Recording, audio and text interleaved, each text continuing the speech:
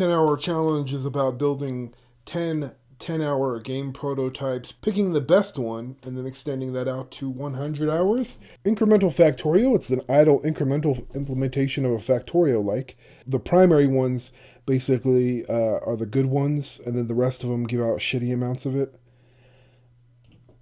And then I've already landed the thing there. This user interface is like real shitty. I think I can make something pretty good within 100 hours. Viable? Yes. The marketing, I think, is pretty good because I think there's a pretty good like overlap between people who play incrementals and people who love factorial. So I would put that actually at 5. Screenshotable, I guess, is these are all so arbitrary. 1. The premise is it's like a survival game except set in capitalist dystopia. It's not a very good implementation. It's a very incremental version implementation. I would say it's not even viable. Now this next one I was like super disappointed with. So let's actually show you. Yeah, it's kind of similar. It's not exactly. I guess people are not familiar with samplers. Beep, la, beep, la, beep, la. So if people have no idea how the hell this is supposed to work, then it kind of makes sense. Yeah, if you don't know how to use a sampler, then it probably doesn't make any sense at all. Beep, la, bop, beep, la, bop, beep, la, bop, beep, la, bop, beep, la, bop, beep, la, bop, bop, beep, bop, la, la, bop, la, bop, beep, la, bop, beep, beep, beep, beep, la, beep, beep, bop, beep, beep, beep. I think this is a really great idea.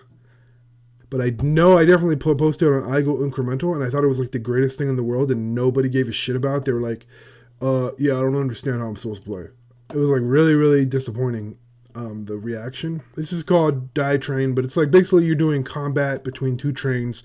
The trains are already automated. You don't have any direct control over them. The only control that you have is building tracks. And basically, I think every second that you're next to this resource point, that's when you get more score quick. But right now, I'd say as it's implemented, this is not viable. I think marketing's pretty good, though, for this. You're a propagandist for capitalism. The central idea is that you're converting cultural value into economic value.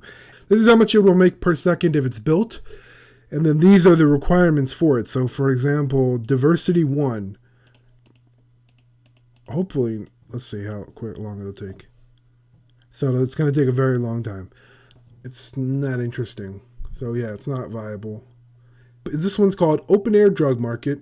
What you're looking at, this is the cop going around the map. These numbers actually mean for the price of what you'd be able to sell for. So right now I just put in a dealer. It's now selling for 19 here. The viability, it is viable. Marketing wise, probably not. Probably put it at a 2. Screenshotable. Yeah, probably still at about a 2. Christian Soldier. So this is not viable because it's not very interesting. So knock on the door. No one was home. So someone actually answered anger.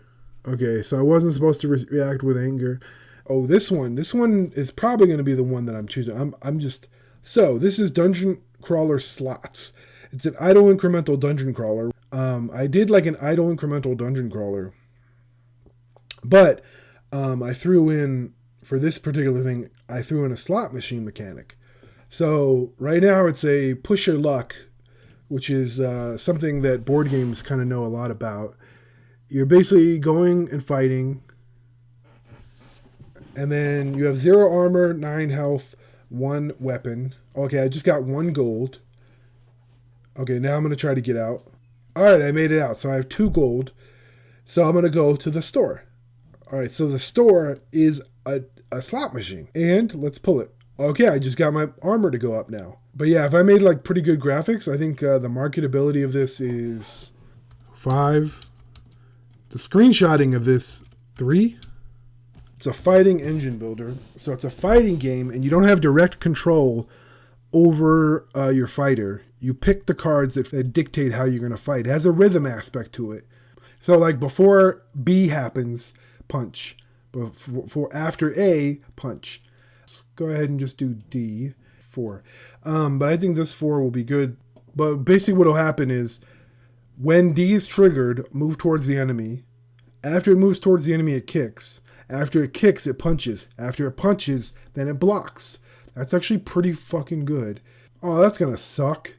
So basically, they're going to be shielded every single time I try to punch. That fucking sucks.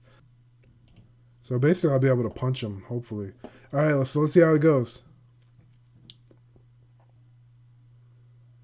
All right, so this guy's going down. He's about to die. He died. It's definitely viable. So in terms of screenshotable, I think it's actually pretty good screenshotting. In terms of marketing, though, I'm kind of putting this at like a 2 or a 3. El Coyote is basically like you're a coyote sneaking people into the country. And then right now, this is the world map. And I used a minesweeper mechanic. You're trying to avoid La Migra.